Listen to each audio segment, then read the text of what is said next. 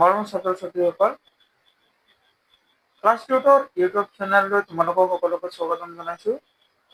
আজি মই অসম জাতীয় বিদ্যালয়ৰ ক্লাছ 6ৰ সমাজ বিজ্ঞান বিষয়টোৰ পাঠ নম্বৰ 5 সম্ৰাট হৰ্ষবৰ্ধন এইটো কথাৰ প্ৰশ্নোত্তৰসমূহ আলোচনা কৰিবলৈ লৈছোঁ। যদি ভিডিঅ' ভাল লাগিছে লাইক কৰিবা, চেনেলটো ছাবস্ক্ৰাইব কৰিবলৈ পাহৰি নাযাবা আৰু কমেণ্ট বক্সত কমেণ্ট কৰি নিজৰ নিজৰ নাম লিখি দিবা, ভাল লাগিব মোৰ। এতিয়া প্ৰশ্নোত্তৰলৈ যাওঁ। 1 নম্বৰ প্ৰশ্ন হৈছে চমুকৈ উত্তৰ লিখা। আৰু ক নম্বৰ হৈছে ধনেশ্বৰ ৰাজ্যৰ উত্থান কোন শতিকাত হৈছিল? উত্তৰ হৈছে খ্ৰীষ্টীয় 7ম শতিকাৰ আৰম্ভণিত ধনেশ্বৰ ৰাজ্যৰ উত্থান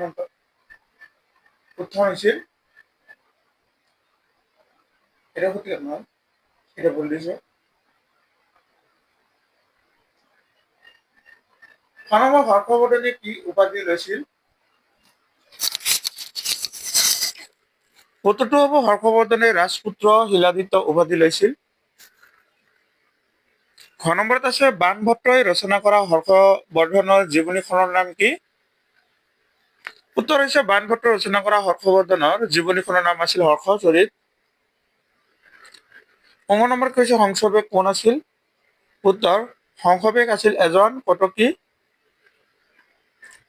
প্ৰথম 6 নম্বৰ হৰ্ষবৰ্ধনক কোনে নৰ্মদা নদীৰ পাৰৰ যুদ্ধত পৰাস্ত কৰিছিল?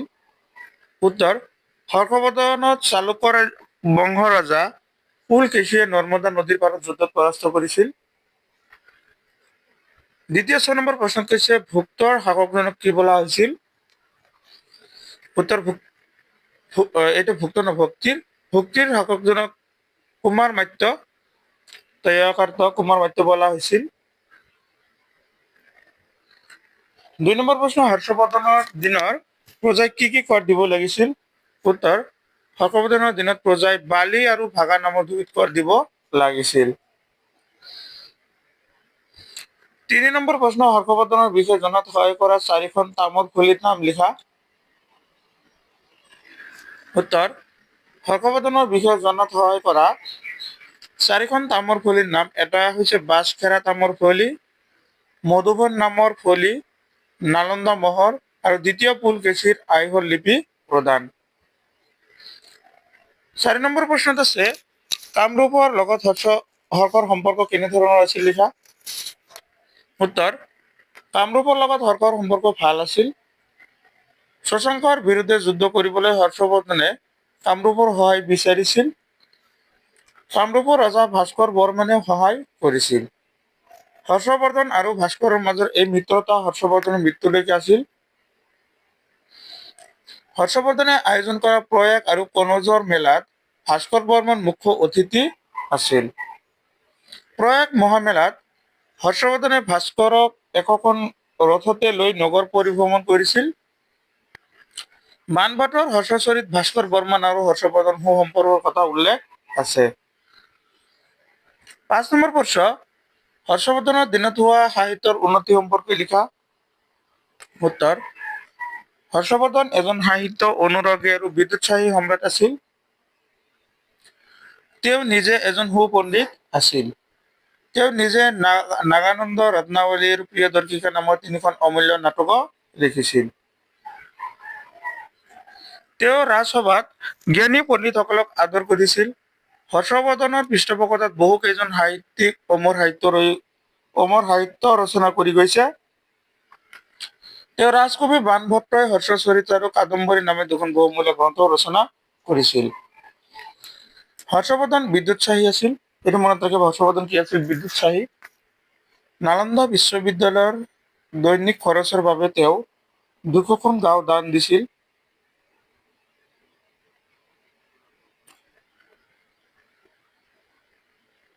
তাৰমানে 200খন গাঁৱৰ যিখিনি মানুহ খৰচ কৰে সেইখিনি খৰচ কাক দি দিছিল? নালন্দা বিশ্ববিদ্যালয়ক দান কৰি দিছিল। নালন্দা বিশ্ববিদ্যালয়ত পৃথিৱীৰ বিভিন্ন দেশৰ ছাত্ৰই অধ্যয়ন কৰিছিল।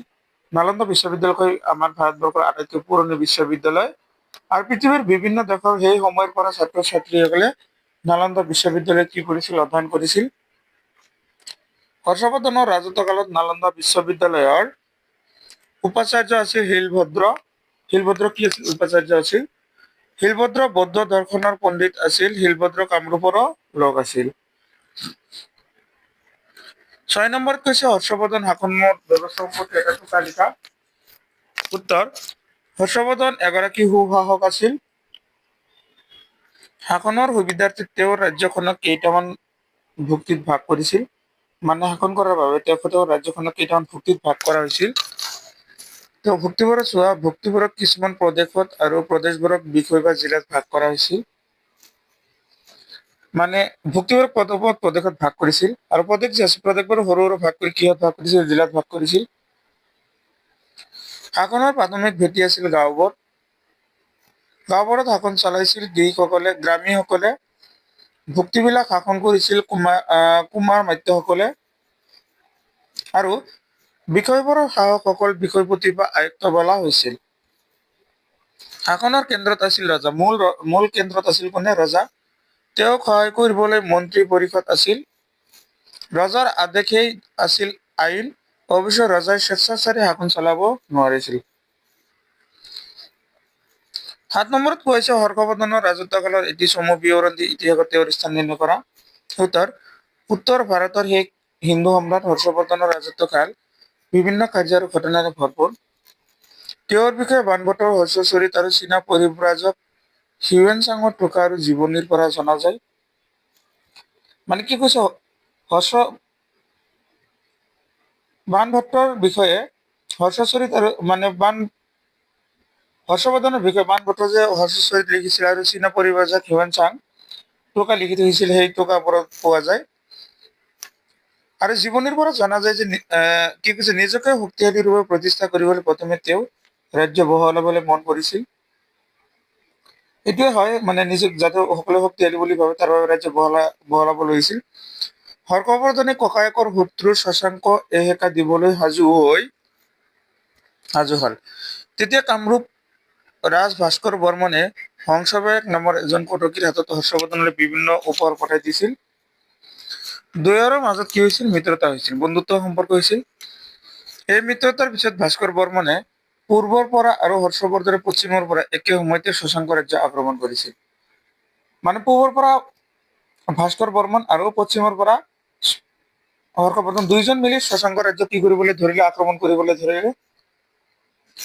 আক্ৰমণৰ পিছত ভাস্কৰ বৰ্মনে বৰ্ধন অঞ্চল পুনৰাই লাভ কৰিছিল আৰু শশাংক ৰাজ্য হৰ্ষবৰ্ধনে আৰু ভাস্কৰ বৰ্মনৰ মাজত ভাগ হৈছিল। পিছত হৰ্ষবৰ্ধনে বল্লভী ৰাজ্যৰ পৰা ৰজা ধ্ৰুৱসেন আৰু কংগত ৰাজ্যৰ ৰজাক পৰাজিত কৰিছিল। হৰ্ষবৰ্ধনে কাশ্মীৰ নেপাল আক্ৰমণো কৰিছিল। হৰ্ষবৰ্ধন নিজে এজন দক্ষ প্ৰশাসক আছিল। প্ৰশাসনিক নিয়াৰিকৈ চলাবলৈ তেওঁ ৰাজ্যখন কেইবাখনো ভুক্তি বা প্ৰদেশত ভাগ কৰি লৈছিল। তেওঁ স্বেচ্ছাচাৰী শাসন চলোৱা নাছিল। সাহিত্যৰ ক্ষেত্ৰত তেওঁ অনুৰাগী আছিল। নিজে 3খন নাটক লিখিছিল। সেই বানভট্টই 2খন অমৰ গ্ৰন্থ ৰচনা কৰিছিল। অমৰ গ্ৰন্থ 2খন হ'ল হৰ্ষচৰিত আৰু কাদম্বৰী। হৰ্ষবৰ্ধন সকলো ধৰ্মৰ প্ৰতি সহানুভূতিশীল আছিল। ভাৰতৰ বুৰঞ্জীত হৰ্ষবৰ্ধন এজন সফল প্ৰতিভাশালী আৰু প্ৰতাপী ৰূপে চিৰদিন জিলিকি থাকিব। এতিয়া 8 নম্বৰ প্ৰশ্ন কৈছে হৰ্ষবৰ্ধনৰ চৰিত্ৰ আৰু সফলৰ মূল্যায়ন কৰা। উত্তৰটো চোৱা। হৰ্ষবৰ্ধন এজন বৰ শক্তিশালী কি আছিল? ৰজা আছিল। এটা মনত ৰাখিবা। আগৰ পৰা পাইছো আমি হৰ্ষবৰ্ধন বহুত শক্তিশালী ৰজা। তেওঁ সাম্ৰাজ্য বিস্তাৰৰ বাবে উত্তৰ ভাৰতৰ আন ৰাজ্যবোৰক কি কৰিছিল? আক্ৰমণ কৰিছিল। আত্মীয় স্বজনৰ প্ৰতি হৰ্ষবৰ্ধন আছিল উদাৰ। ককায়েকৰ হত্যাকাৰী শশাংক এসেকা দিবৰ বাবে ভাস্কৰ বৰ্মনে শশাংক ৰাজ্য আক্ৰমণ কৰাৰ পৰা এই প্ৰতিপন্ন লয়। তাৰমানে শশাংক নামৰ এটা ৰজা আছিল, তেখেতে হৰ্ষবৰ্ধনৰ ভায়েকক মাৰি পেলাইছিল।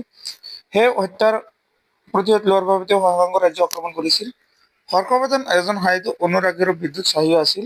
সম্ৰাট তেওঁ এজন সুশাসক আছিল। তেওঁ সকলো ধৰ্মৰ প্ৰতি উদাৰ আছিল। হৰ্ষবৰ্ধনৰ ব্যক্তিত্ব আছিল আকৰ্ষণীয়। বিভিন্ন দেশৰ ৰজাসকলে তেওঁৰ অনুৰাগী আৰু ব্যক্তিগত বন্ধু আছিল। তেওঁ ভাৰতৰ এজন সফল সম্ৰাট ৰূপে চিৰদিন জিলিকি থাকিব।